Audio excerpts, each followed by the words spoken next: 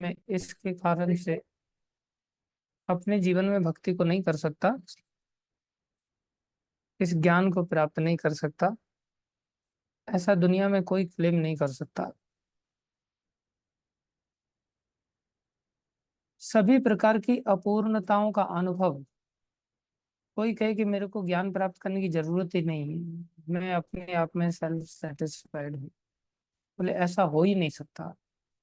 हम सब भगवान के अंश हैं और भगवान से दूर रह करके कभी सुखी नहीं रह सकते। जैसे उदाहरण दिया था हमने, मछली पानी का जीव है, वो पानी से दूर रह करके कभी संतुष्ट नहीं रह सकती, कभी सुखी नहीं रह सकती। ये बात हमें अपने हृदय में अच्छी तरह से बिठा लेनी चाहिए कि हम सब भगवान के हैं, वाया भगवान ही हम खुश रह सकते हैं, वाया भगवान ही हम पूर्णता का अनुभव कर सकते हैं। इसलिए सभी प्रकार की अपूर्णताओं का अनुभव, हमें तब तक अपूर्णता अपने जीवन में खलेगी, निश्चित रूप से हम अपूर्णता का अनुभव करेंगे अपने जीवन में तब तक जब तक पूर्ण विषय ज्ञान जो भगवान श्री कृष्ण है, जो स्वयं पूर्ण है, उनका ज्ञान जब तक हमें नहीं प्राप्त होगा, उनके ज्ञान की अपूर्णता के कारण है। इस प्रकार भगवत गीता में वैदिक विद्या का पूर्ण ज्ञान पाया जाता है। प्रभुपाद जी ने आने वाले समय में हम भगवत गीता में क्या पढ़ेंगे, उसमें इन 5 विषयों को, कौन से विषय हैं? ईश्वर, जीव, प्रकृति, काल और कर्म। ये पांचों विषय, कोई सही सोचे कि भगवान के विषय में ज्ञान होना चाहिए, बाकी ईश्वर के अतिरिक्त अन्य 4 जो विषय हैं वो तो भगवान नहीं है, नहीं। पहले ही हम पढ़ करके आ गए थे, उन 4 विषयों को मिलाकर के ही पूर्ण बनता है। कुल मिलाकर के कोई कहे कि कृष्ण को 4 विषयों को मिलाने की आवश्यकता क्या है पूर्ण होने के लिए? अरे भाई, वो 4 बातें जो अन्य हैं वो भी तो कृष्ण ही है। वो कृष्ण के अतिरिक्त और क्या है? क्या प्रकृति की सत्ता बिना कृष्ण के रह सकती है? क्या काल की सत्ता के लिए भगवान कृष्ण की आवश्यकता नहीं है? क्या हमारी सत्ता भगवान कृष्ण की सत्ता पर निर्भर नहीं करती? क्या प्रकृति की सत्ता भगवान की सत्ता पर निर्भर नहीं करती? इसलिए पूर्ण का ज्ञान मतलब वही 5 विषयों का ज्ञान, अर्थात वही भगवान श्री कृष्ण का ज्ञान भगवत गीता में दिया जाएगा, जिसको प्राप्त करके हम सभी अंततः संतुष्ट हो सकते हैं। आज प्रभुपाद जी क्या समझा रहे हैं, कृपा करके आप सभी ध्यान से श्रवण कीजिए। सारा वैदिक ज्ञान अमोघ है, ये बहुत बड़ा शब्द है। जैसे भगवान राम का जो बाण होते हैं, बोले वो अमोघ हैं, कभी खाली नहीं जाते, निश्चित रूप से टारगेट को हिट करेंगे। ऐसे ही वैदिक ज्ञान कैसा है? बोले अमोघ है, जैसा कहा है वैसा ही होगा। मोघ मतलब व्यर्थ, और अमोघ मतलब जो व्यर्थ नहीं होता। तो संसारी जो ज्ञान है वो जरूरी नहीं है कि अमोघ हो, जैसा कह रहा है सामने वाला व्यक्ति बिल्कुल वैसा ही हो, ऐसा जरूरी नहीं। जैसे साइंटिस्ट लोग पहले हमारे ब्रेन को कहते थे कि जो ब्रेन है ना, जिसमें पतले पतले छोटे छोटे फिन्स पाए जाते हैं, आपने देखा होगा कि गाड़ी में सामने रेडिएटर लगा रहता है, उसमें परत पर पतली पतली परतें होती है, उसमें अंदर पाइप जाते हैं, तो बहुत बारीक बारीक परतें होती हैं। एक रेडिएटर होता है, उसका पर्पज होता है बाहर से उसमें हवा लगती है, अंदर से उसमें पानी जाता है जिससे कूलेंट कहते हैं, और वो इंजन में जाता है। उससे क्या होता है, ठंडा पानी इंजन में जाता है, तो इंजन का बाहर का जो टेम्परेचर है उसको वो ठंडा कर देता है, और फिर गर्म होकर के उस रेडिएटर में आता है। फिर रेडिएटर क्या करता है, बाहर की हवा से उस पानी को ठंडा करता है, और ठंडा करके फिर से इंजन की ओर लेकर के जाता है, जिससे इंजन ठंडा बना रहता है।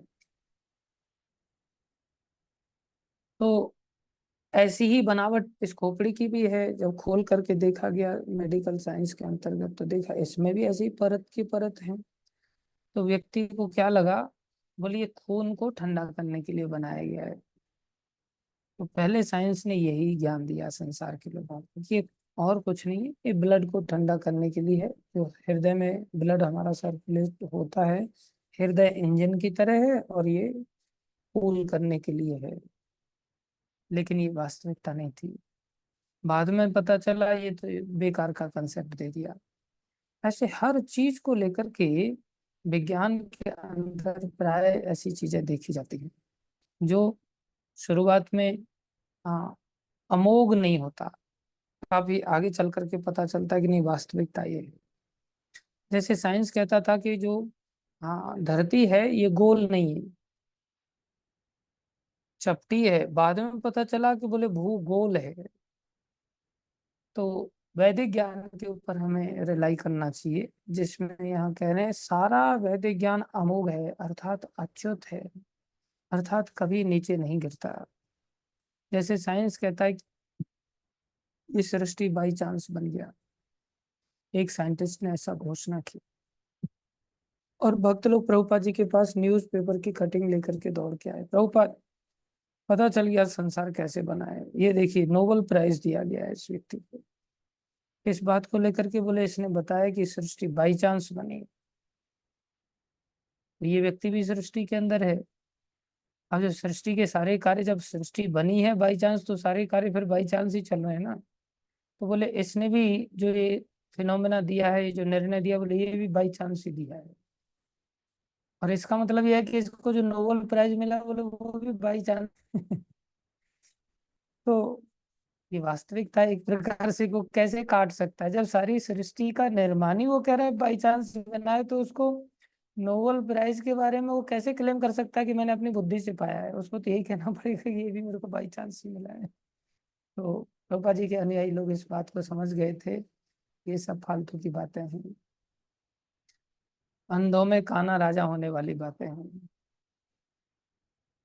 तो जैसे एक गांव में एक व्यक्ति था जो थोड़ा अंग्रेजी बोल लेता था, गांव के स्तर की, तो थोड़ी बहुत टूटी फूटी अंग्रेजी बोलता था, तो गांव के लोगों को लगा कि भाई बहुत होशियार है ये। तो एक बार अंग्रेज वहां पहुंच गया, तो अंग्रेज वहां बातचीत नहीं कर पा रहा है किसी व्यक्ति के साथ, तो गांव के लोगों ने उस व्यक्ति को लाके खड़ा कर दिया था, जो गांव में थोड़ी धाक जमा के सम्मान पाता था, जो अंग्रेजी बोल लेता था मेरी तरह टूटी फूटी। तो एक अच्छा अंग्रेज पहुंच गया, कोई क्वालिफाइड एकदम IITN वगैरह जैसे, ऋषिकेश प्रभु जैसा। तो वहां बातचीत करने लग गया वो अंग्रेजी में। मेरे जैसे उस व्यक्ति से बातचीत बन ही नहीं पा रही थी। तो उसको बड़ा क्रोध आया, उसने गाल पे थप्पड़ मारा, जोर से थप्पड़ मारा। तब ये बात उसको थोड़ा समझ में आ रहा था कि मैं इसके साथ बातचीत नहीं कर पा रहा हूँ, इसलिए इसको क्रोध आ गया तो इसने थप्पड़ मारा, लेकिन गांव के लोगों को वो समझ नहीं आ रहा था कि चल क्या रहा है दोनों के बीच में। तो गांव का व्यक्ति उनको पूछते हैं कि भाई तुमको इसने थप्पड़ क्यों मारा। बोले ये कह रहा है कि तू इतना इंटेलिजेंट होकर के इस गांव में क्यों चढ़ रहा है, तेरे को तो लंदन वगैरह जाना चाहिए था, जबकि वास्तविकता थी कि उसको बात करना भी नहीं आ रहा है। लेकिन वो गांव के लोगों को क्या उल्लू बना रहा है कि ऐसा कह रहा है कि तू इतना इंटेलिजेंट हो गई यहाँ क्यों, वो कैसे बता दे कि मेरी बेवकूफी के कारण थप्पड़ मारा गया है। तो संसार में हम सभी लोग इसी प्रकार का एक प्रकार से वर्चस्व समाज में स्थापित कर लेते हैं, उसको कहते हैं अंधों में काना राजा। ज्यादातर समाज मूर्ख है, दिया उसने, या फिर बिग बैंग थ्योरी दे दिया उसने ऐसे, या एवोल्यूशनरी थ्योरी दे दिया ऐसे, नई नई तरह तरह की थ्योरी लोगों के पास दे देते बेचारे, और साधारण मूर्ख लोग मेरे जैसे उसे स्वीकार कर लेते हैं और वैदिक ज्ञान से वंचित हो जाते हैं, इन बातों पर भरोसा कर लेते हैं। लेकिन प्रभुपाद जी ने बड़ी स्पष्टता के साथ यहाँ अमोघ शब्द को भी बोला कि ये गिरता नहीं है। बाकी साइंटिस्ट लोगों का जब हाँ लूप होल पता चलता है, उनकी पोल खुल जाती है, तो फिर वो स्वीकार कर लेते हैं, हाँ हमसे गलती हो गई, हमने चीटिंग किया था, हमने ऐसा किया था, हमने वैसा किया था। वो गिर जाते हैं अपने स्तर से, उनको बात अपनी बदलनी पड़ जाती है। लेकिन वैदिक ज्ञान को लेकर के कभी ऐसा नहीं होगा, सारा वैदिक ज्ञान अमोघ है। देखो गीता में ये ज्ञान दिया गया है, तो प्रभुपा जी अब आगे शुरुआत कर रहे हैं कि गीता में ये ज्ञान दिया गया है किसके बारे में, परम पूर्ण में, तो इसमें हमारी विश्वास कैसे हो, इसमें श्रद्धा कैसे हो कि भाई हमें इसको लेना है। तो बोले ओवरऑल वैदिक लिटरेचर में कुछ और नहीं बताया गया है, चाहे भागवत हो, वेद हो, गीता हो, सबके अंदर परम पूर्ण के विषय में ही ज्ञान बताया गया है। बोले ये वैदिक ज्ञान की हमें, हाँ, स्टेबिलिटी, इस वैदिक ज्ञान कितने समय तक रहेगा। अब देखो संसार में हम जितना भी सिलेबस पढ़ते हैं या हमारे बच्चे पढ़ते हैं, क्या समाज में पहली से लेकर के इंजीनियरिंग या पीएचडी होल्डर जो बनते हैं, क्या उनकी क्लासेस में सिलेबस चेंज नहीं होता? सिलेबस चेंज हो रहा है, यही दर्शा रहा है कि 5 साल में सिलेबस चेंज हो गया, 10 साल में सिलेबस चेंज हो गया, यही दर्शा रहा है कि ये गिर गया। मतलब पहले का ज्ञान फालतू था जो हमने ले लिया। जैसे वैल्यू ऑफ जी जो ग्रेविटेशनल फोर्स की है 9.81, लंबे समय से कैलकुलेशन करते आ रहे हैं, लेकिन रिसेंटली अब वो चेंज होने जा रहा है। तो जिन लोगों ने उसको कैलकुलेशन के रूप में यूज किया था और दुनिया भर के न्यूमेरिकल सॉल्व किए थे, सारा का सारा रिजल्ट सब कचरा बन गया ना। तो इस प्रकार से सिलेबस चेंज हो जाता है। जैसे हबल नाम का साइंटिस्ट था, उसने कांस्टेंट नंबर दिया, बाद में अन्य साइंटिस्ट उसको मजाक उड़ाते हुए बोले Hubble is a variable number, Hubble का वो वेरिएबल नंबर बन गया, ये चेंज हो गया। तो संसार में हम देखते हैं कि सब सिलेबस चेंज हो जाते हैं। लेकिन क्या आपने देखा रामायण को चेंज होते हुए? क्या आपने देखा ये भगवत गीता न्यू वर्जन आ रहा है 25 में, मोदी और योगी की डबल इंजन सरकार द्वारा जनरेट किया गया है। उत्तर प्रदेश के लिए नया वर्जन आया है, बाकी वर्जन कर्नाटका में अलग चलेंगे, उत्तर प्रदेश में अलग चलेगा। ऐसा होते देखा है क्या? नहीं। यहाँ संसार में सरकारें बदलती हैं तो सरकार के अनुसार सिलेबस चेंज हो जाते हैं, इतिहास चेंज हो जाता है, सब चीजें चेंज हो जाती हैं। लेकिन गीता, महाभारत, रामायण, भागवत, वेद, ये सब कभी इन सब लोगों के कारण चेंज नहीं होते। ये अनादिकाल से चले आ रहे हैं और वैसे के वैसे ही चलते चले जाते हैं। इसलिए हमें मोघ ज्ञान नहीं लेना चाहिए। गीता में भी भगवान ने कहा है मोघ ज्ञान विचेतसः, मोघ ज्ञान हमें चेतना से रहित कर देगा, मोघ ज्ञान हमें जड़ बना देगा। मोघ ज्ञान, मोघ मतलब फालतू का ज्ञान, फालतू का ज्ञान हमें पेड़ बनने पर मजबूर कर देगा। जड़ मतलब पेड़ बन जाना एक प्रकार से। इसलिए हम संसार से आशा ना करें। मोघ आशा मोघ कर्माणम, आदमी संसार से आशा करता है, संसारी काम करता है, फिर उसे संसारी मोह ज्ञान उदय हो जाता है।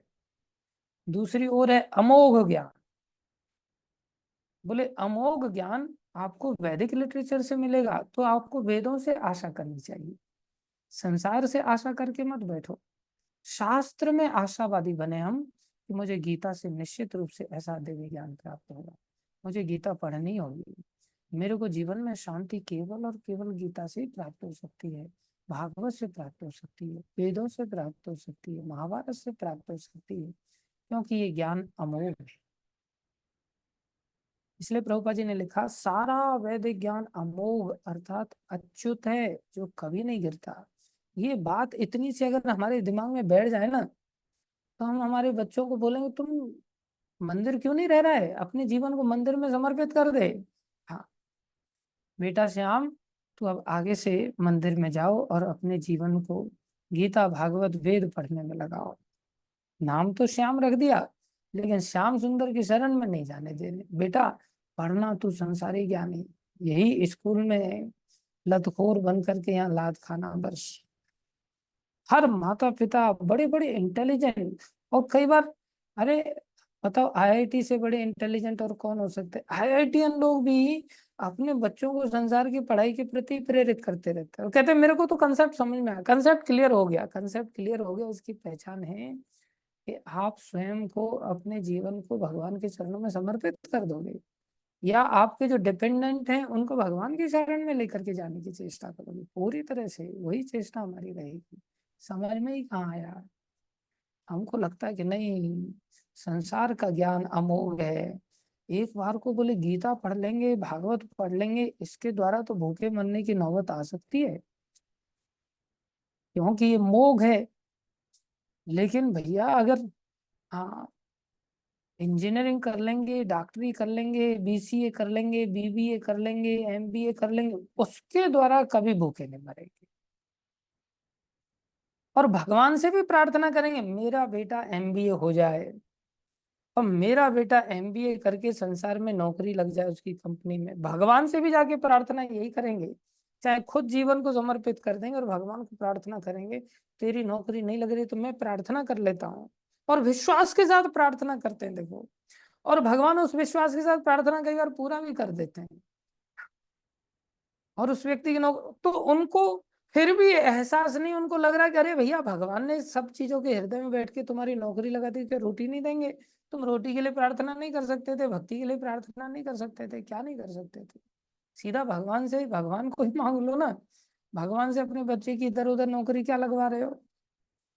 और वैसे बोले हम शरण में आ गए पूरी तरह से, हमें चीजें समझ में आ गई। कहाँ से समझ में आ गई भाई? नहीं आई समझ में। ये धारणा है कि कल भूखा मरेगा तो, और चलो कोई बात नहीं, गीता भागवत पढ़ के तुम तेरा तो जी लेगा, लेकिन अगर शादी हो गई तो पत्नी कहाँ से खाएगी? मकान कहाँ से बनाएगा? मार्केट से शॉपिंग कैसे कराओगे पत्नी को? शॉपिंग तो बस इंजीनियरिंग कराएगा, या डॉक्टरी कराएगी, या एमबीए कराएगी, या पीएचडी कराएगी। केवल अज्ञानता है, कोरी अज्ञानता। इसलिए बुद्धिमानी इसी में, बेटा श्याम तू अब भक्ति में लग जा, बहुत मोह ज्ञान को तूने स्वीकार कर लिया, अब तू संसार में मत भटक। हम भी अभी तक भटक ही रहे। जो भी श्याम है, राम है, घनश्याम है, जो भी नाम जिसके भी हैं, केवल श्याम की बात नहीं कर रहा हूँ। कोई सोचे कि मेरे बच्चों का तो नाम ही नहीं लिया, मेरे बच्चों को तो मैं यही शिक्षा देता रहता हूँ, नहीं। जिसके बच्चे, जिसके बड़े जो भी हैं, उनको ये बात बिल्कुल हृदय में धारण कर लेनी चाहिए। और ये अनुभव की बात है। लेकिन हम मूर्ख ऐसे हैं ना, कचरा हमारे दिमाग में इतना भरा पड़ा है ना, जैसे ही न्यूज़पेपर लॉन्च होता है ना, ऐसा पागलों की तरह आदमी भागता है, न्यूज न्यूज, कितना न्यूज़पेपर कितना जरूरी है। आज का न्यूज़पेपर किधर है? आदमी कौतूहल बस निकालता है और पढ़ता है, एक दिन के बाद ही दूसरे दिन में सीधा कचरे में चला जाता है। इतना ही महत्वपूर्ण था तो उसको कचरे में क्यों डाला भाई? क्या कभी देखा है गीता भागवत की तरह उसको लाल कपड़े में रख करके, अच्छी तरह से बांध करके, अच्छी जगह पे रखना, और उसको अगरबत्ती घुमाना, उसको प्रणाम करना, पूजा करना, हाथ लगा करके माथे से लगाना? कभी ऐसा किसी को न्यूज़पेपर के साथ करते हुए देखा है? हाँ, उसको भी इकट्ठा करते हैं लोग बेचने के लिए, कि जिससे कुछ इनकम आ जाए, लेकिन इकट्ठा करके रखते किधर है? टेबल के नीचे, जहाँ प्राय पैर हमारे रखे जाते हैं, वहां इकट्ठा करते रहते हैं स्टॉक को। और फिर वहाँ अच्छा खासा स्टॉक होता है, पहले टेबल पर आता है, फिर टेबल के नीचे जाता है। गीता भागवत को ऐसा कभी नहीं देखा होगा आपने, कि टेबल के नीचे घुसा दें और वहीं पैर रख करके बैठ जाएंगे, और फिर पैरों से वो इधर उधर बिखरने लगता है, तब इकट्ठा करके उसको बेच देते हैं, या फिर दूसरी जगह स्टॉक में डाल देते हैं। तो वास्तव में न्यूज़पेपर क्या था? कचरा ही तो था, जो हमें दूसरे दिन पता चला कि ये कचरा था। लेकिन टेबल से तो नीचे निकाल दिया, क्या दिमाग से निकाल पाए? दिमाग में उसका डाटा अंदर स्टोर होता चला जाता है, और आगे चल के पूरा कचरा बन जाता है। बोले मैंने न्यूज़पेपर में पढ़ा था, कनाडा ऐसा है, अमेरिका ऐसा है, ब्राजील ऐसा है, जर्मनी ऐसा है, इंग्लैंड ऐसा है, पाकिस्तान ऐसा है। बोले मैं वहां जाना है भाई। वो कचरा उसको पुश करता रहता है। इसलिए ये बहुत गंभीर बात है जो प्रभुपाद जी यहाँ समझा रहे हैं, कि सारा वैदिक ज्ञान अमोघ है, अर्थात अच्युत है, ये कभी बदलता नहीं। इसके अंदर कभी दोगलापन नहीं होता कि आज कुछ कहेगा कल कुछ और कहेगा, नहीं। जो कह दिया वो कह दिया, वो ही होगा भी। और हिंदू इस ज्ञान को पूर्ण तथा अमोघ मानते हैं। तो देखो हम कैसे डुप्लीकेट हिंदू हैं।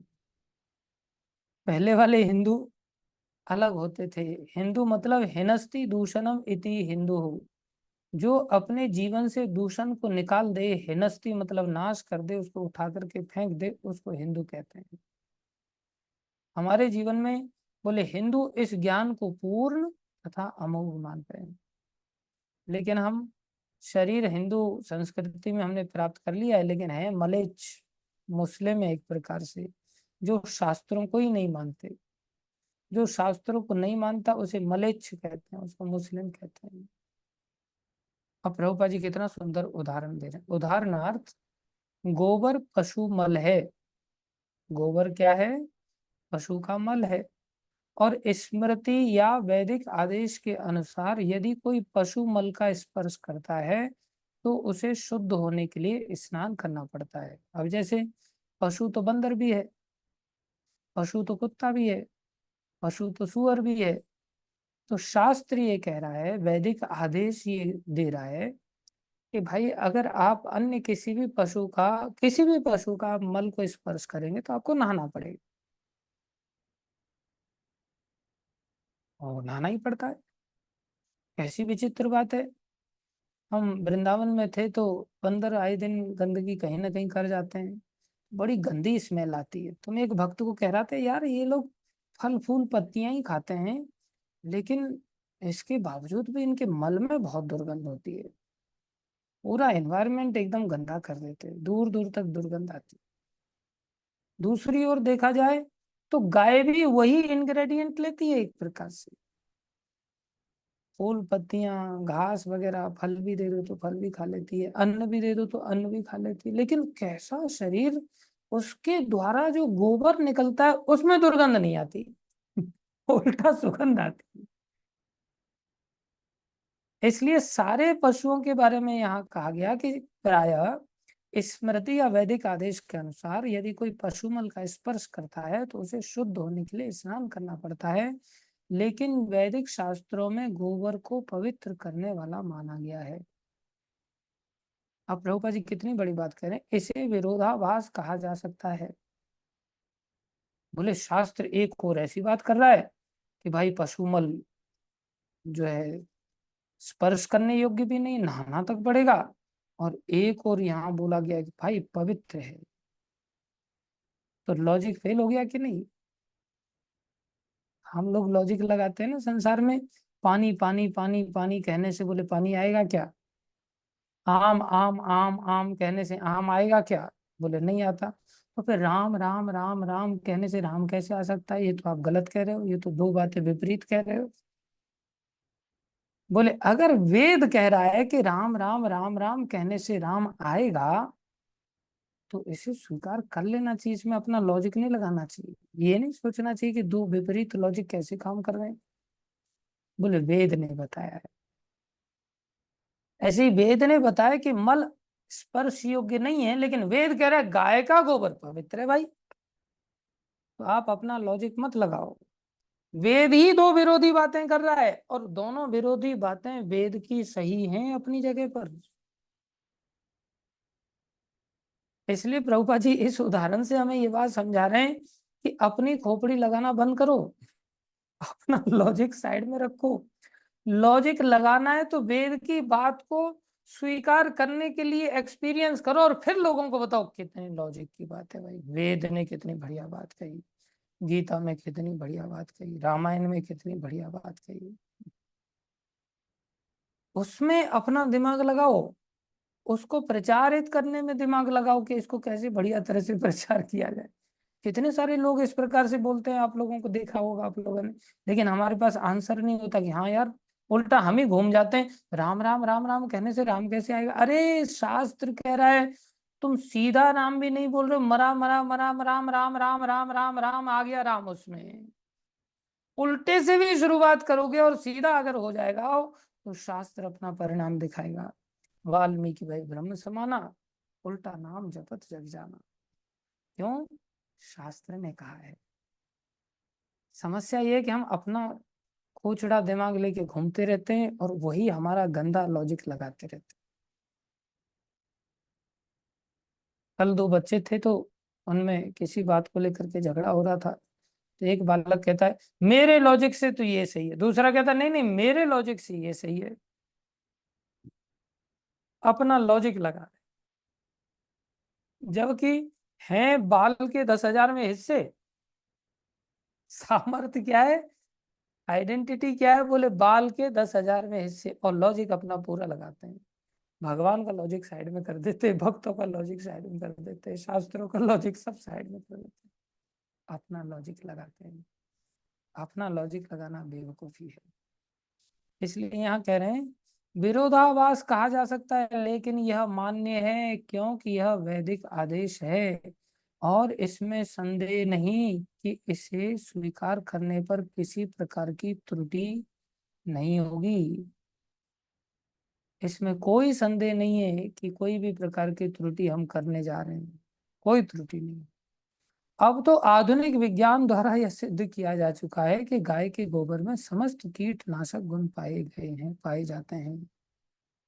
अतः वैदिक ज्ञान पूर्ण है, क्योंकि यह समस्त संशयों एवं त्रुटि से परे है। कोई कंफ्यूजन है ही नहीं, कोई डाउट है ही नहीं। हमारे अंदर डाउट इसलिए बने रहते हैं क्योंकि हम इसे पढ़ते ही नहीं, सुनते ही नहीं, तो फिर डाउटफुल तो रहेंगे ही रहेंगे हर चीज। कृष्ण को किसने देखा? नरक किसने देखा? स्वर्ग किसने देखा? हाँ भैया, अब तुम गूगल खोलोगे ही नहीं तो फिर कोई भी चीज तुमने भी कहाँ देखी है? गूगल के माध्यम से तुम किसी जगह को देखने का प्रयास करते हो, फटाक से वो चीज डाल देते हो तो गूगल देख करके बता देता है ऐसे ही आपको। आप जब गूगल भी नहीं खोलोगे तो आपने भी कौन सी जगह देखी है? खोलोगे तब सामने से रिसर्च होकर के बाहर तुम्हारे सामने आएगा ना, तुम्हारी आंखों के सामने दिखाई देगा। ऐसे ही शास्त्र को हम पढ़ें तो सही, शास्त्र को ओपन तो करें, फिर सब चीजें स्पष्टता के साथ दिखाई देंगी, सारे संशय खत्म हो जाएंगे। कई बार हम रास्ते में चलते हैं तो पेट्रोल हमारी गाड़ी में खत्म होने के कगार पर आ जाता है, तो सोचते हैं यहाँ कोई पेट्रोल पंप है क्या? तो कोई देख के थोड़ी बैठा है कि हाँ इस जगह पे पेट्रोल पंप है, तुरंत गूगल में डालते हैं नियरेस्ट पेट्रोल पंप, वो दिखा देता है यहाँ भी है, यहाँ भी है, यहाँ भी है। कैसे भरोसा करके चले जाते हैं। और उसे खोलोगे ही नहीं तो क्या सपना आएगा? कैसे पता चलेगा? ऐसे ही हमारी परिस्थिति किसी बात को लेकर के संशय ग्रसित है तो हम किताब खोलें, चर्चा करें, तो प्रमाण के साथ हमें प्राप्त हो जाएगा। या भक्तों से चर्चा करें, वो हमें के प्रमाण के साथ खोल करके दिखा देंगे, हमारी संशय खत्म हो जाएंगे। तो जो शास्त्र हैं ये त्रुटि रहित और समस्त संशयों से रहित हैं, और भगवत गीता समस्त वैदिक ज्ञान का सार है। और हम गीता पढ़ने के लिए जा रहे हैं, इसलिए प्रभुपा जी कह रहे हैं अब वैदिक ज्ञान की जब इतनी महिमा बताया तो बोले भगवत गीता क्यों पढ़े, फिर तो वेद ही पढ़े। बोले नहीं, गीता वेदों का भी बाप है। गीता समस्त वैदिक ज्ञान का सार है। अर्थात जैसे दूध का सार क्या है, बोले दूध का सार दही, और दही का सार मक्खन, और मक्खन का सार घी। तो दूध का कुल मिलाकर के सार का सार, सार का सार क्या निकला? बोले घी। अब घी कितनी कीमती होगी? दूध से कम कीमत होगा या दूध से ज्यादा कीमती वस्तु होगी? बोले दूध से कई गुना ज्यादा कीमती वस्तु है घी। बोले इसी तरह से समस्त वैदिक ज्ञान का भगवत गीता क्या है? बोले सार है। इसलिए वेद पढ़ो ना पढ़ो लेकिन गीता को जरूर पढ़ लेना चाहिए, तब जाकर के हम इस सार का लाभ उठा पाएंगे। आगे और स्पष्ट बात बोल रहे हैं, जब हम गीता पढ़ने के लिए जाएंगे तो एक चीज का विशेष ध्यान रखना होगा। बोले क्या? बोले वैदिक ज्ञान शोध का विषय नहीं है। प्रभुपा जी कितना सुंदर लिख रहे हैं, और कितना बड़ा हमारे लिए एक प्रकार से हेडक खत्म हो जाता है। बोले आपको ना लेबोरेटरी स्टेब्लिश करना है, ना मशीनें लानी है, ना कुछ और झंझट पालना है, कुछ नहीं। आंख बंद करके बस पागलों की तरह दौड़ पड़ो इस चीज को सुनते ही। और भागवत में ऐसा श्लोक है कि इस ज्ञान को लेकर के कोई आंख बंद करके भी अगर दौड़ेगा तो भी उसको कोई दिक्कत नहीं आएगी। इस ज्ञान की वो अहमियत है। संसारी दृष्टि से आप आंख बंद कर लो, बस इस ज्ञान को ले लो, आंतरिक आंखों को खोल लिया जाए, हृदय को ज्ञान चक्षु से युक्त कर लिया जाए। अर्थात सार कह रहा है कि भक्ति करना है। सारे शास्त्रों का भगवत गीता का सार क्या है? वेदैश्च सर्वैर अहम एव वेद्य। बोले मेरे को ही तो जानना है, और मेरे को जानने का सार क्या है? बोले सर्व धर्मान परित्यज्य माम एकम शरणम ब्रज, मेरी शरण में आओ। तो बोले शरण में जाने के लिए आंख बंद करके भी दौड़ पड़ोगे ना तो भी कोई दिक्कत नहीं आएगी। इसलिए शरण में जाने से हिचकिचाना नहीं चाहिए, शरण में बिंदास चले जाना चाहिए। ये ज्ञान का सार है। इसके लिए एक्सपेरिमेंट मत करो, किसी को देखने की भी जरूरत नहीं कौन शरण में हमारी आंखों के सामने जा रहा है तभी मैं जाऊंगा।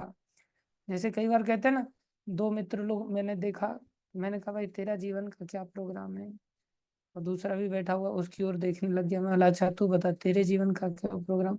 मेरा तो प्रभु जी इन पर निर्भर करता है, ये तारीख दे देंगे उसके एक हफ्ते बाद मेरी तारीख पक्की, वो समझ लीजिए।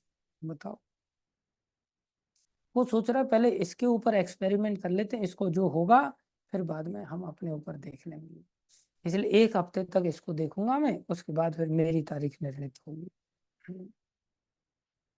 और वैसे बने हुए हैं गोस्वामी, नाम से गोस्वामी जी बने हुए हैं, पीछे नहीं है किसी भी स्तर पर, लेकिन तारीख पहले दूसरे पर हाँ आजमाना चाहते हैं। उनको ये समझ ही नहीं है कि भैया, अब हमारे साथ में एक हिमांशु गोस्वामी जी जुड़े हुए हैं, इसका अर्थ ये नहीं कि इनकी बात मैं कर रहा था। और कई बार लोग अपने ऊपर ऐसे ले भी लेते हैं, तो देखो वीडियो ऑफ कर दिया उसने फटाक से, पहले वीडियो ऑन करके सुन रहा था। अरे तू ही गोस्वामी है क्या पूरे भारतवर्ष में, वीडियो ऑन कर। हाँ तेरी बात थोड़ी चल रही, तू तो पहले से ही समर्पित थी। मैं जानता हूँ तेरा प्रेम कितना है मेरे प्रति। मैं बाकी गोस्वामियों की बात कर रहा हूँ, वृंदावन में इधर उधर बहुत सारे गोस्वामी हैं, इसे डर के मत भागा करो तुम लोग। तो व्यक्ति क्या करता है, बोले वैदिक ज्ञान शोध का विषय में एक्सपेरिमेंट करने की जरूरत ही नहीं है। आप तो सिर्फ उसको एग्जीक्यूट करो, और करो तो एक्सपेरिमेंट अपने आप घटित हो जाएगा। जैसे गीता में भगवान ने कहा, अनन्निश्चिंतयन्तो माम ये जना पर्युपासते तेषाम नित्यभियुक्तानां योगक्षेमं वहाम्यहम्। भगवान ने कहा तुम मेरा अन्यों की छोड़ करके शरणागति, अनन्य मेरे ही शरणागत होकर के मेरे बारे में ही सोचो ना। अब देखो वर्तमान में हम कृष्ण का भी सोचते हैं, साथ में अपनी संसारी बहुत सारी चीजों का सोचते हैं, पत्नी का, बच्चों का, मालिक का, नौकरी का, फैक्ट्री का, स्कूल का, बहुत सारी चीजों का सोचते रहते दिमाग में। बोले सब चीजों का अगर सोचना ही है तो, क्योंकि ये सब चीजें प्रकृति में भी तो आ जाती हैं। अब कोई व्यक्ति प्रश्न करे कि प्रकृति में आ जाती है, तो प्रकृति भी तो कृष्ण से अलग नहीं है, वो भी तो कृष्ण ही है। हाँ, अगर आप कृष्ण के संबंध में सब चीजों का सोच करके चल रहे हैं तो आप कृष्ण का ही सोच रहे हैं, कोई दिक्कत नहीं। जैसे महाराज युधिष्ठिर राजपाट संभालते थे तो वाया कृष्ण संभालते थे, और हम वाया प्रकृति कृष्ण को खोज रहे हैं। अरे वाया कृष्ण प्रकृति को आप पकड़ो, कोई दिक्कत नहीं आएगी। और अगर हम वाया प्रकृति कृष्ण को पकड़ने के लिए जाएंगे, बोले वहां गड़बड़ हो जाएगी। हमारी स्थिति क्या है, बोले हमने पकड़ रखा है पैसे को, और पैसा हो गया खत्म, तब फिर चले कृष्ण के पास, बोले कृष्ण पैसा दे दो। तो महत्व तो हमने पैसे को ही दिया ना, पैसा खत्म हो गया तो पैसे के चलते हमने कृष्ण को पकड़ा। या हम बीमार हो गए और शरीर से अब हम भोग नहीं कर पा रहे हैं, न रसगुल्ला खा पा रहे हैं, न गुलाब जामुन खा पा रहे हैं, न जलेबी खा पा रहे हैं, मैं अपनी बात कर रहा हूँ। और फिर कृष्ण को पकड़े, कृष्ण मेरे को ठीक कर दो ना, आप तो सबको ठीक कर सकते हैं। तो मैं तो अपने भोगों के लिए कृष्ण को पकड़ने जा रहा हूँ, तो वाया भोग जा रहा हूँ, वाया शरीर जा रहा हूँ। दूसरी ओर कृष्ण, आपको अगर अच्छा लगता है कि मैं बीमार रहूं जिससे कि मैं विषय भोगों को छोड़ पाऊं, वैसे तो छोड़ नहीं पा रहा हूं, तो ये तो आपने बड़ी कृपा कर दी, बहुत अच्छा किया प्रभु, इस रोग को दूर मत करना, नहीं तो मैं रसगुल्ला ही खाता रह जाऊंगा संसार में, और फिर मैं इस श्लोक को अनुभव नहीं कर पाऊंगा। आपने बड़ी दया कर दी, मेरे ऊपर बीमार किया। और आप अगर चाहते हो कि मेरे शरीर में सामर्थ्य है और मैं कुछ कर पाऊं, तो आप मेरे को ताकत भी दे देंगे। आप तो पिता हैं ही, मैं आपको क्या बोलूं, आप तो खुद सब कुछ जानते ही।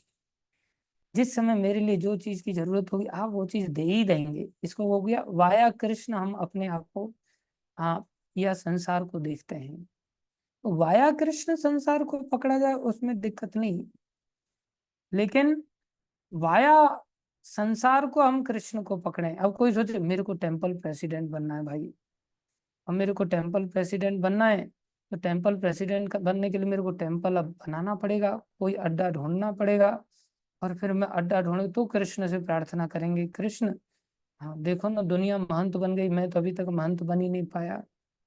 देखो वो वहां का इंडिपेंडेंट इंचार्ज बन गया, मैं तो इंडिपेंडेंट इंचार्ज ही नहीं बन पाया। क्यों? बोले महंत को तो बढ़िया मालाएं पहनने को मिलती हैं, प्रेसिडेंट को तो गाड़ी में घूमने को मिलता है, प्रेसिडेंट को राजभोग खाने को मिलता है, और प्रेसिडेंट टाइम दे देता है तो उसके अनुसार सेवक उसको सेवाओं में तत्पर रहते हैं। तो ये सब चीजों को लक्ष्य करके हम जब कृष्ण को पकड़ते हैं तो वो कृष्ण को पकड़ना ठीक नहीं। वो तो हम केवल प्रकृति को ही पकड़ रहे हैं। अगर वाया कृष्ण संसार को पकड़ते हैं तो वो भी हमारा अनन्य चिंतन माना जाएगा। और गीता में भगवान कह रहे हैं अनन्य चिंतयन्तो माम ये जना पर्युपासते, जो मेरे को अनन्य भाव से कृष्ण अर्थात मेरे अतिरिक्त और कुछ सोचता ही नहीं। देखो कैसी विचित्र बात है। भगवान के माध्यम से सारी सृष्टि का सोचो, भगवान के माध्यम से अपने बच्चों का सोचो, भगवान के माध्यम से पत्नी का सोचो, भगवान के माध्यम से अपने बिजनेस का सोचो, तो उसमें दोष नहीं है, वो भी आपका अनन्य चिंतन में आ जाएगा। क्या सोच करके? ये सब चीजों से मैं कृष्ण की सेवा करूंगा, दैट्स ऑल। और जब वो अनन्य चिंतन में आ जाएगा तो भगवान क्या करेंगे? योगक्षेमम वहामि अहम। जब ऐसा सोचोगे कि भाई मैं दुकान चला रहा हूं और मेरी इस दुकान से, बोले मेरे को मंदिर का रेनोवेशन कराना है, तो आप दुकान के बारे में अगर ऐसा सोच सोच करके मेरी दुकान बढ़िया कैसे चलेगी, मेरी दुकान से गहने अच्छी तरह से कैसे सेल आउट होंगे, अधिक से अधिक आमदनी मेरी दुकान में आएगी, और जिससे कि मुझे मंदिर का रेनोवेशन कराना है, ये तो बहुत अच्छी भावना है।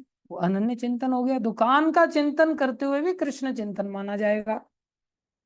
और दूसरी ओर दुकान के गहने बेच बेच के अच्छा खासा पैसा कमा लिया, बोले मकान अपना जिसमें रह रहे हैं ये ठीक नहीं लग रहा है। अरे प्रभुपा जी ने कहा था भैया गाड़ी नहीं होनी चाहिए, मकान पुराना होना चाहिए, नहीं तो मकान में आसक्ति हो जाएगी। लेकिन वो पुराना हुआ भी नहीं है, अच्छा खासा सोफा है, अच्छा खासा पेंट है, अच्छा खासी खिड़की दरवाजे हैं, सब कुछ अच्छा खासा, बोले पक गए इसको देख देख करके। और थोड़ा चेंज होना चाहिए, नया फ्रिज आना चाहिए, बढ़िया एसी लग जाना चाहिए, बाथरूम को थोड़ा तोड़ के ऐसे बना देते, किचन को थोड़ा सेटिंग करके ऐसे कर देते हैं, और एकदम झगमग झगमग करके बढ़िया मकान अपना रिनोवेट कर लिया। लेकिन मंदिर के बारे में ऐसा अनन्य चिंतन नहीं किया, तो वो अनन्य चिंतन नहीं माना जाएगा। अब आप लोग अपने ऊपर ही लेंगे। कई बार मेरे को लोग मैसेज करते हैं, बोले प्रभु जी आप प्रवचन देते तो ऐसा लगता है सारा लेक्चर मेरे ऊपर हो रहा है।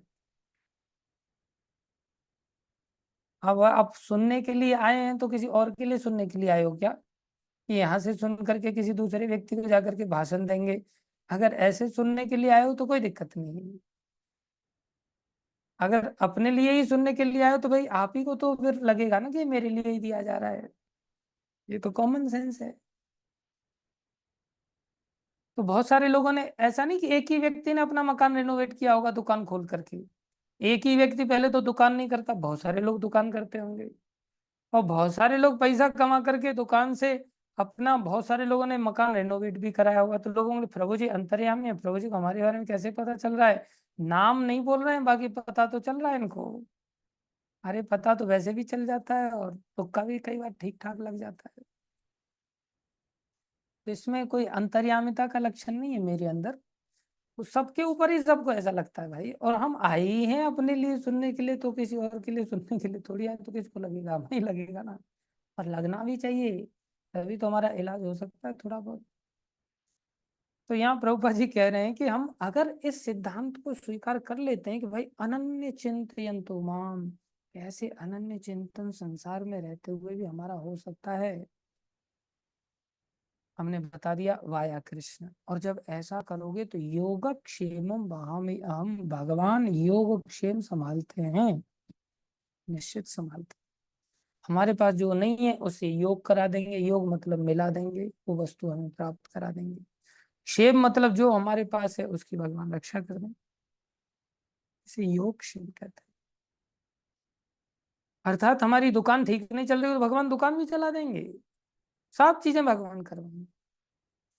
हमने कल परसों चर्चा की थी, भगवान ने शादी कराई, देखो नवयुवक ब्राह्मण की गोपाल जी ने साक्षी देकर के, जिनकी वजह से उनका नाम साक्षी गोपाल पड़ गया, शादी करवाई। तो कोई सोचे कि भगवान ने ऐसे कैसे उनको योग करा दिया, उनको पत्नी दिला दी। बोले पत्नी इसलिए दिला दी भाई क्योंकि वो अनन्य चिंतन कर रहे हैं। उनको इस बात की चिंता नहीं कि मुझे पत्नी चाहिए, उसको इस बात की चिंता थी कि भाई कृष्ण को दिया हुआ जो वचन है ना, ये झूठा हो जाएगा इस व्यक्ति का, तो ये बेचारा व्यक्ति नरक में जाएगा। ये भी तो भगवान का अंश है, ये भी तो मेरा ही भाई है, इसको मैं भगवान से दूर क्यों जाने दूं, इसको नरक में क्यों जाने दूं, इसको भी भगवान से मिलाता हूँ। तो देखो भगवान ने, और वो पंचायत की चिंता कर रहा है कि भाई पंचायत में गवाह चाहिए कोई। अब भगवान का चिंतन तो कर नहीं रहा है, लेकिन देखो भगवान पैदल चल करके गए। इसलिए भक्ति मार्ग में हम बहुत आसानी से धोखा खा सकते हैं कि कई सारे लोग संसार का चिंतन करते हुए पूरी तरह से भक्ति करते हुए पाए जा सकते हैं, संसार का चिंतन करते हुए। दूसरी ओर कोई व्यक्ति भक्ति भगवान की कर रहा है लेकिन पूरी तरह से संसार में रमण करता हुआ पाया जा सकता है, लेकिन वो भगवान का चिंतन करते हुए संसार में रमण कर रहा है, इसलिए वो अनन्य चिंतन वाला व्यक्ति मानेगा, माना जाएगा। एक और संसार में दिखाई दे रहा और एक और कोई व्यक्ति मंदिर में दिखाई दे रहा है, लेकिन मंदिर में दिखाई देने वाला पैसे का रात दिन चिंतन कर रहा है। तो पैसे का चिंतन करता हुआ मंदिर में रहने वाला व्यक्ति भगवान से धोखा नहीं कर सकता। हम लोग धोखा खा जाएंगे, हमको लगे ऐसा बड़ा भक्त है भाई। लेकिन ऐसा बड़ा भक्त संसार का चिंतन करते हुए भगवत चिंतन में लगा हुआ है, वो भगवत भक्ति करता हुआ नजर आ रहा है, लेकिन बिल्कुल भी भक्त नहीं है। अभी जैसे मान लो किसी व्यक्ति के पास सफेद कपड़ा है, तो वो सोचता है यार लाल कपड़े वाले सैफरन धारी जो भक्त है ना, उनको बहुत सम्मान मिलता है। अभी जैसे मैं अपने जीवन को लेकर के आ, देखा कि भाई मेरे बैचमेंट कई सारे लोगों ने सैफरन कपड़ा ले लिया, तो मेरे मन में भी लालसा आ गई। मैं भी गुरुजी को जाकर के बोला, गुरुजी मेरे को भी सैफरन दे दो ना। लेकिन अब वो चीज रियलाइज होती है कि बेटा तेरा हृदय तो सैफरन बना नहीं, ऊपर से कपड़ा सैफरन पहनने से क्या हो जाएगा। अगर हमारे अंदर वो योग्यता हो कि गुरुजी कहे नहीं बेटा तू सन्यास ले, तू सैफरन ले, तू ये ले, तू महंत बन, तू प्रेसिडेंट बन, गुरुजी अपनी ओर से कहें, तब हमारी वो योग्यता सिद्ध होती है, नहीं तो नहीं सिद्ध होती। भगवान अरेंजमेंट करते। और ये प्रभुपाद जी के साथ हुआ था। प्रभुपाद जी को भक्ति सिद्धांत महाराज ने सपने में आ करके कितने बार कहा, लीव योर होम, छोड़ दो घर को, एक संन्यास, संन्यास ले लो। और हम प्रतिष्ठा पाने के लिए संन्यास लेना चाहते, अरे कब मेरे को संन्यास मिलेगा, फिर मैं कब गुरु बनूंगा, फिर गुरु बन के कितने चेले मोड़ूंगा, क्योंकि मेरी कुंडली में लिखा है चेलों से पर्याप्त मात्रा में आपको धन की प्राप्ति होने वाली है। अब मेरी कुंडली घुमा रहा हूं मैं रात दिन, चेलों से धन मिलेगा। बोले वैसे आपका अपना कुछ नहीं होने वाला है, आपकी अपनी कोई योग्यता नहीं है, क्योंकि आप इतने आलसी फड्डा हैं कि आपको नौकरी चाकरी तो कहीं आप जो होने वाली है नहीं, आप बिजनेस वगैरह भी नहीं कर सकते, आप इतने डल हेडेड हैं। फिर कैसे होगा भाई, चेलों से आपकी रोजी रोटी चलेगी, चेलों से आपको खूब धन आएगा। कुंडली देख लिया, अब बोले मैं कब गुरु बनूंगा। तो ये अनन्य चिंतन में नहीं आएगा। अब पहन तो लिया मैंने सेफ्रॉन, या सन्यासी बनने के लिए मैं लालायित हूँ, या मैं गुरु बनने के लिए लालायित हूँ, लेकिन ये भक्ति का मार्ग नहीं। दूसरी ओर अन्य भक्त हैं, जैसे हाँ शोभित प्रभु हैं, या जैसे हमारे विनय प्रभु हैं, या जैसे हाँ अन्य कई सारे चिराग प्रभु हैं, हमारे कन्हैया प्रभु हैं। ये सब ऐसे भक्त हैं, नरसिंह प्रभु हैं, हिमांशु प्रभु हैं, जैसे हाँ निरंतर कई सारे भक्त लोग रात दिन मंदिर का सोचते रहते हैं, रात दिन भक्ति का प्रचार प्रसार का सोचते रहते हैं। ऐसा कोई व्यक्ति सोच रहा हो संसार में काम कर रहा है, जैसे ऋचा माता जी हैं, ये संसार में नौकरी कर रही है, लेकिन नौकरी करते हुए रात दिन सोच रहे हैं कि भाई हाँ मेरे को पैसा इकट्ठा हो जाए तो मंदिर में सेवा करना है, और मेरे को अपना जीवन समर्पण करना है, या फिर इसमें से कई सारे बच्चों को प्रचार करके भक्त बनाना है, चाहे सरदारी क्यों नहीं है, लेकिन इन लोगों को भक्त बनाना है। ऐसा कोई सोच सोच करके संसार में निरंतर कृष्ण भक्ति कर रहा है, तो बस वो निश्चित रूप से अनन्य भाव से जीवन जी रहा है। तो भगवान क्या करेंगे, उसको योग क्षेम करेंगे, रक्षा करेंगे, जैसे उस ब्राह्मण की रक्षा की थी भगवान ने। गवाह बन करके चले गए, छोटी छोटी बातों की चर्चा। ये कितना इजी भी है इसको अंडरस्टैंड करना, और बहुत कॉम्प्लिकेटेड भी है। ऊपर से कोई व्यक्ति ऐसा नहीं क्लेम कर सकते, देखो ये कितने बड़े भक्त हैं। जैसे आप लोग मेरे को देख के धोखा खाते रहते हैं, ओ प्रभु जी कितने बड़े भक्त हैं। भाषण देने में मैं निपुण हूँ, इसमें कोई कसर नहीं है। और वो भी गुरु जी की कृपा से ही मोकम करोति वाचालम हो गया है, बाकी मेरे को भाषण नहीं आता था। लेकिन कुछ लोग सच्चे भक्त होते, जैसे वृंदा है, बहुत अच्छी भक्ति करती है, नियमित रूप से जप करती है, अच्छा जप करती है, तुलसी माता की सेवा करती है, और जीवन बोलती है।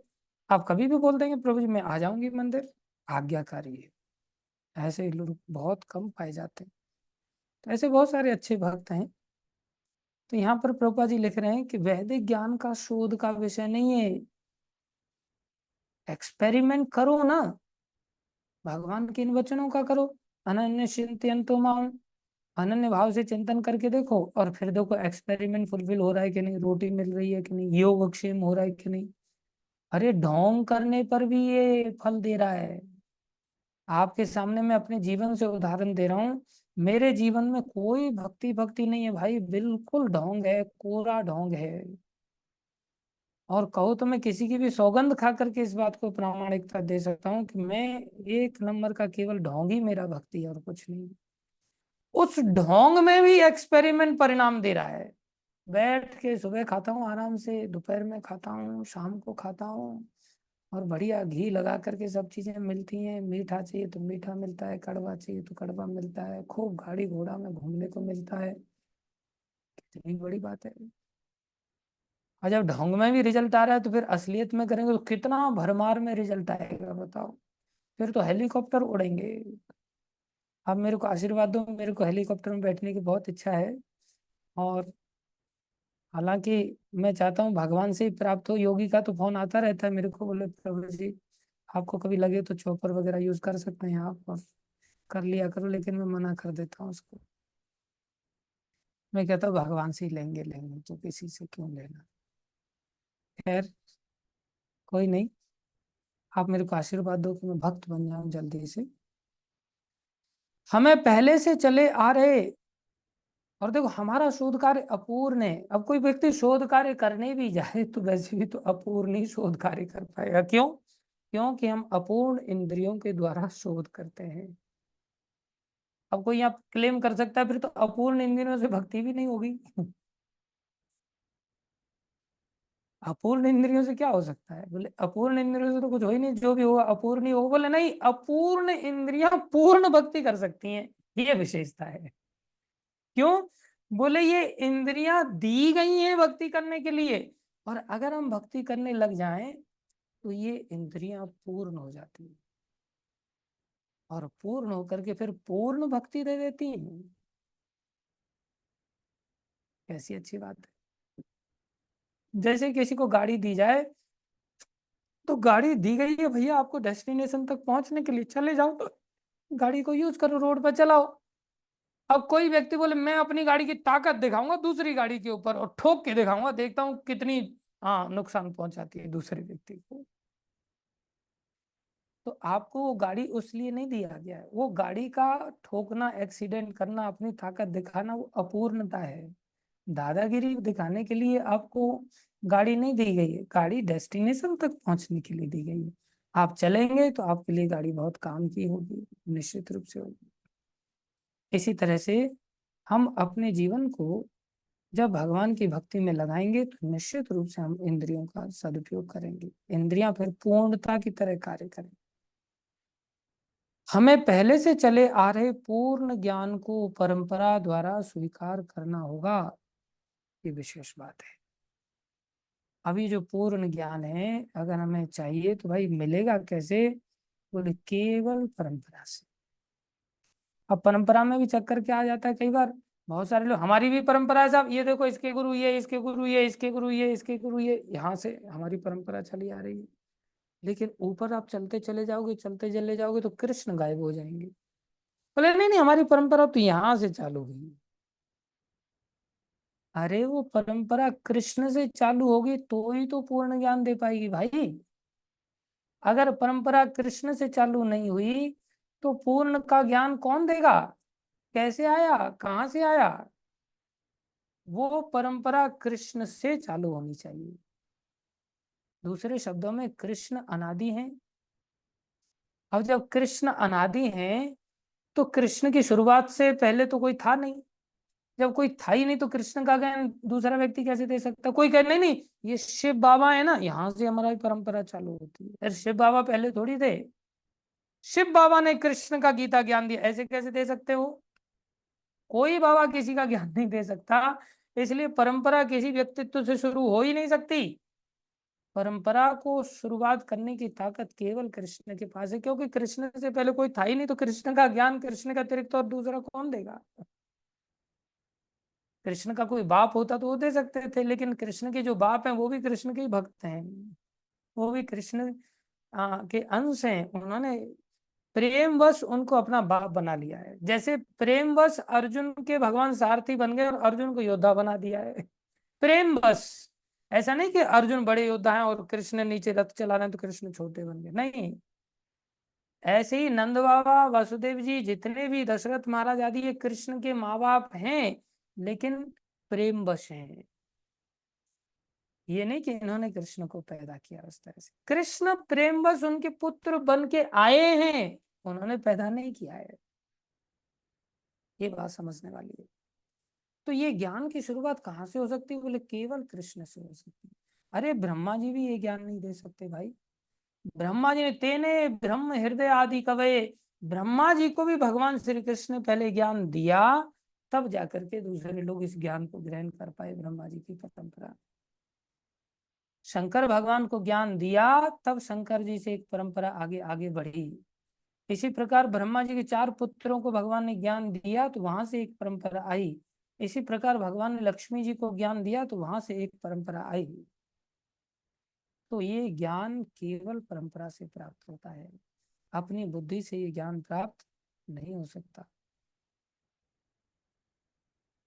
हमें ज्ञान को परंपरा के उपयुक्त स्रोत से ग्रहण करना होता है। जो परंपरा परम आध्यात्मिक गुरु साक्षात भगवान से प्रारंभ होती है और गुरु शिष्यों की यह परंपरा आगे बढ़ती जाती है। ये बहुत बड़ी बात है। गुरु शिष्यों के माध्यम से परंपरा की ब्यूटी क्या होनी चाहिए? अब कई बार कोई व्यक्ति प्रश्न करे कि भाई परंपरा में आते आते आते आते ज्ञान में कुछ घटोत्तरी कुछ बढ़ोतरी हुई होगी, कुछ कम हो गया होगा। हाँ अवश्य हो गया होगा, या कुछ बढ़ गया होगा। ये उस स्थिति में होगा जब परंपरा में ईमानदारी ना हो। और अगर परंपरा में ईमानदारी है तो ऐसा नहीं होगा। ईमानदार लोगों की परंपरा है तो कभी नहीं ऐसा होगा। बोले क्यों? बोले ये लोग एक पोस्टमैन की तरह काम करते हैं। जैसे हमारा कोरियर विदेशों से आता है या देश में दूसरे शहरों से आता है, तो जब कोरियर हमारे घर आता है तो उस पर लिखा रहता है don't receive if it's seal is broken. आप इसे रिसीव मत करना अगर इसकी सील टूटी हुई है। अब कितने लोगों से हाथ से होता हुआ वो पार्सल आता है, हम क्या देखते हैं? हाँ सील बंद है, ले लेते हैं। अब जितने भी लोग थे उनकी नौकरी उसी ईमानदारी से तो चल रही है। उनका भरण पोषण, उनको क्या करना है? सिर्फ डिलीवरी का काम करना है, उसी का उनको सैलरी मिल रहा है। उसी से उनका भरण पोषण हो रहा है। ईमानदारी से डिलीवरी अगर कर रहे हैं तो सामने वाले व्यक्ति तक वही वस्तु पहुंच जाएगी। बोले एक शुद्ध भक्त की यही पहचान होती है कि भगवान का शुद्ध भक्त ईमानदारी से डिलीवरी करता है। वो उसमें से ना तो कुछ निकालता है और ना ही कुछ ऐड करता है। वो सील बंद की तरह वस्तु देता है। सील बंद की पहचान क्या है? एकमात्र पहचान है, सील बंद की एकमात्र पहचान है कि सील बंद वाले व्यक्ति को गीता खोल करके देखे तो उसमें ये समझ आना चाहिए अंत में, सर्वधर्मान परित्यज्य माम एकम शरणं व्रज अहम त्वाम सर्व पापेभ्यो मोक्षयिष्यामि मा शुचः। क्या ये बात संदेश में आ रही है? बोले हाँ, ये बात अगर संदेश में आ रही तो भगवान श्री कृष्ण की बात को ईमानदारी से डिलीवर किया गया। इसलिए भगवान से आरंभ होने वाली परंपरा इस प्रकार से जब आती है तो वो ज्ञान किसी गुरु के द्वारा दिया जा रहा है बेशक रूप से। जैसे मान लो कोरियर हमें मिला, तो उस कोरियर को मान लो मैंने आपके पास दिल्ली में कोरियर भेजा, यहाँ देहरादून से, या अमृतसर में कोरियर भेजा, और या फिर हाँ अलग अलग किसी जगह पे मैंने कोरियर भेजा, और आपने कोरियर में लिखा होगा, वहां देखा लिखा रहता है फ्रॉम और टू, माने व्यक्ति को जिसके लिए भेजा जा रहा है, और फ्रॉम जहां से भेजा गया है। आदमी उस कोरियर को पा करके क्या कहता है? मेरे को ये वस्तु जिसने भेजा है शुरुआत में वहां से प्राप्त हुई, या ये कहता है कि मेरे को इस कोरियर वाले व्यक्ति ने जिसने दिया उसका नाम बोलता है कि इसने मेरे को दी? किसका नाम आता है उस वस्तु को लेकर के? उस वस्तु को लेकर के जिस व्यक्ति ने भेजा है बहुत दूर से, जबकि उसके हाथ से डिलीवरी नहीं हुई है, हाथ तो कोरियर वाले का था, लेकिन भेजा ऊपर से उस व्यक्ति ने। तो अगर विदाउट चेंज अगर वो मटेरियल मिला तो हम सीधा कहेंगे उसका ये पार्सल आया है। या प्रभु जी ने मेरे को प्रसाद भेजा है, मंदिर से गोवर्धन से प्रसाद आया, देहरादून से प्रसाद आया, या देहरादून से पुस्तक आई। हम यही कहेंगे ना, ये थोड़ी कहेंगे किताब वाले से इस व्यक्ति से पुस्तक आई। तो ऐसे ही भगवान से सीधा ज्ञान हमें प्राप्त हो रहा है without any adulteration, without any mixing. शुद्ध ज्ञान प्राप्त हो रहा है। क्यों? क्योंकि उसमें एडल्ट्रेशन इस परंपरा के द्वारा नहीं किया गया है। ये परंपरा एज इट इज हमको दे रही है। इसलिए इस ज्ञान में कभी भी कहीं भी कोई ऐसी मिलावट नहीं, इसलिए ये ज्ञान पूर्ण है। इसलिए हमें परंपरा से, कौन सी परंपरा से? ईमानदार परंपरा से ये जब ज्ञान ग्रहण करेंगे तो ये निश्चित रूप से कार्य करेंगे। Thank you very much. इस ज्ञान को हम सबको लेना है। ये ज्ञान अमोघ है। इसके उदाहरण हमने चर्चा किए।